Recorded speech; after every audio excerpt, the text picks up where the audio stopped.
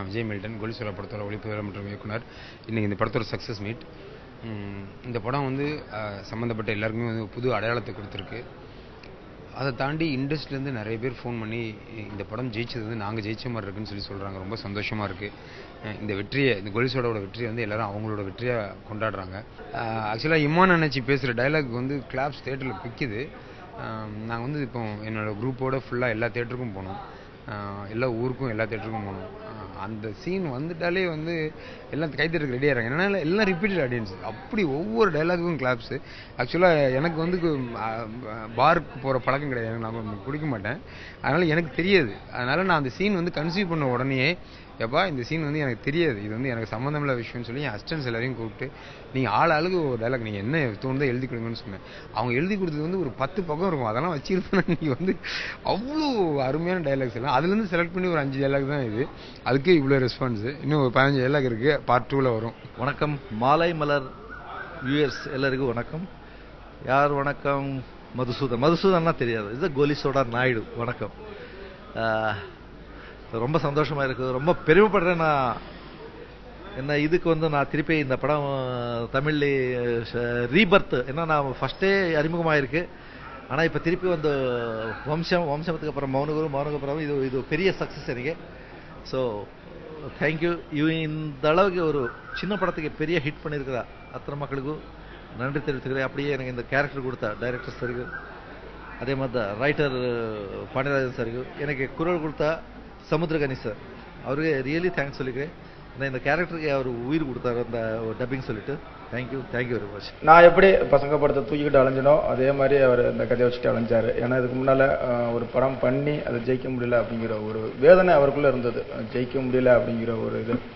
But கதையாக கேட்கும்போது எனக்கு ரொம்ப நல்லா பிடிச்சிருந்தது. இப்படி ஒரு கதைக்கு கூட அப்புறம் நம்ம ஹெல்ப் பண்ணலன்னா அப்புறம் இண்டஸ்ட்ரியில் இருந்த அப்புறம் கமர்ஷியல் படம்லாம் பண்ணி என்ன பிரயோஜனம் அப்படிங்கிற ஒரு இதுதான் வழியாக வேறு எதுவுமே கிடையாது. அவர் வந்து எனக்கு ப்ரொடக்ஷன் பண்ணுறதுக்கு தான் வந்தார்.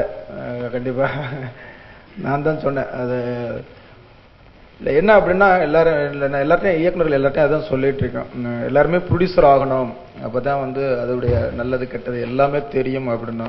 என்ன ஆக்சுவலாக இதுக்கு முன்னால் மில்டன் சாருக்கு முன்னால் சுசீந்திரனையும் நான் தான் ப்ரொடியூசர் ஆகினேன். அந்த ஆதலால் காதல் செய்கிறோம் அதே மாதிரி சுசி ஆஃபீஸ் தான் வந்தாப்புல, மில்டன் உட்காந்துருந்த இடத்துல தான் உட்காந்துருந்தாப்புல. அந்த படத்தை நீ தான் பண்ணணும் அப்படின்னாப்புல. நான் பண்ணுறதை பற்றி ஒன்றும் பிரச்சனை இல்லை சுசி, இவ்வளவுலாம் போனால் இப்படிலாம் பண்ணலாம், நீ ஒரு ப்ரொடியூசராகவும் கையில் ஒரு பேனர் கிடைக்கும் அப்படின்னு சொல்லி தான் ஆதலால் காதல் செய்வரில் பண்ணிவிட்டேன். அதே மாதிரி தான் நவீனும் வந்து நான் கொஞ்சம் பணருக்கு சேர்ந்து பண்ணலாமா அப்படின்னா, நீனே ப்ரொடியூசர் ஆயிடுறா, அதில் ஒன்றும் பிரச்சனை இல்லை, பட் நான் ஏதாவது பின்னால் இருந்து சப்போர்ட் பண்ணுறேன் அப்படின்னு சொல்லி இது பண்ணேன். அதே மாதிரி தான் மில்டன் சாரும் 3ஆவதாக வந்தார். அவரையும் சரி இவரையும் தயாரிப்பாளர் ஆக்கணும் அப்படிங்கிற ஒரு இதுதான், ஒரு பேனர் கிடைக்கும் அவருக்கு அப்படிங்கிற ஒரு இதுதான். அதுக்கப்புறம் சிம்புதேவன் வந்தாப்புல, சிம்புதேவனும் உட்காந்து சீக்கிரமாக சிம்புதேவனும் ஆயிடுவாப்புல. அதே மாதிரி சீனு ராமசாமி. என்னால் ஒரு மெரினா வந்து எனக்கு ஒரு ஆக்சிடென்ட், நான் ப்ரொடியூசர் ஆனது, என்னை ஆக்குனாங்க, மற்றவங்க வந்து ஆக்குனாங்க. அதே மாதிரி நான் என்னால் முடிஞ்ச அளவுக்கு ஒரு நடிகர்களாவோ ஒரு இயக்குநர்களையோ ஆர்டிஸ்டுகளையோ அதே மாதிரி தயாரிப்பாளர்களையும் என்னால் முடிஞ்ச ஒரு சசிகுமார் சார் எனக்கு பண்ண ஒரு பெரிய ஹெல்ப்பை நான் அறிமுகமாகி மற்றவங்க அறிமுகமாகிறதுக்கு ஒரு சின்ன உதவியாக இருக்கணும் அப்படிங்கிற ஒரு எண்ணம் மட்டும்தான். மில்டன் சார் வந்து ஃபர்ஸ்ட் வந்து ஒரு நாள் வந்து இறங்குனதுமே சொன்னார், நீங்கள் தான் மெயில் அப்படின்ட்டு. நிறைய மெயிலை தேடி போயிட்டு இருந்தாரு, ஒன்றும் நடக்கலை, அதனால என்கிட்ட வந்துட்டார் அவரு. ஆமாம், எல்லா மெயிலும் ஓடிடுச்சு, இந்த மெயில் தான் சிக்கிடுச்சு. அவனை சொன்னேன், பிரதர் என்னை வச்சுலாம் நீங்கள் எடுக்க ட்ரை பண்ணாதீங்க, ஷூட்டிங் முடிக்க முடியாது, ஏன்னா எனக்கு நடிக்க சுத்தமுறை வராது, ஆர்ட் டைரக்ஷன் இப்போ தான் நான் கற்றுட்டு இருக்கேன், தயவுசெய்து விட்டுருங்க அப்படின்னு. அதெல்லாம் முடியாது, நான் பார்த்துக்கிறேன்னு சொன்ன பிறகு மாஸ்டர் தான் வந்து ஒரு கிலோமீட்டர் கணக்கில் கதை சொல்லிட்டு இருந்தாரு, நீங்க தான் அந்த படத்துல, வேற யாருமே இல்லை, இப்போ எடுக்கிறதா என்னங்கன்னு கேட்டேன், அவங்களாம் சும்மாங்க நீங்க தாங்க வாங்க அப்படின்னாரு. அப்புறம் போயிட்டு நான் என்னை வந்து நடிக்கணும்னு சொன்னதும் சரி நடிச்சு பார்த்துருவோம். மில்டன் வந்து கதை சொன்னார், சின்னதாக ஒரு லைன் மட்டும் தான் சொன்னார், கதை சொல்ல அவர். சரி நடிச்சு நம்ம ட்ரை பண்ணிவிடுவோம்னு தோணுச்சு. அது மாதிரி அவங்க மார்க்கெட்டில் ஷூட் பண்ணிட்டே இருப்பாங்க, நான் மட்டும் மார்க்கெட்டில் கடையாக உட்காந்து யோசிச்சுப்பேன், நடிக்கலாமா வேணாமான்ட்டு. அப்புறம் ஓகேன்னு சொன்ன பிறகு சின்னதாக எடுக்க ஆரம்பிச்சாரு, வாங்க நில்லுங்க போங்க. ஆக்சுவலி நல்லா நடிச்சுக்கிறேன்னு சொல்றாங்க, அது எல்லாமே மில்டன் சார் தான். இருக்கிற கொஞ்சம் டைம் நடுவில் மற்ற படங்கள்ல நடுவில் இருக்கிற ஒரு 1 hour 2 hour அந்த டைம்ல தான் உட்காந்து டக் டக் டக் டக் பிடிச்சி ரொம்ப ஹாப்பியா இருந்தது. ஒரு சீனும் முடிக்கும் போது அவர் போன் வச்சு பேசுவேன் நான், ஐ லைக் ஏடிஎம்மோட ஃபேன் அவர்.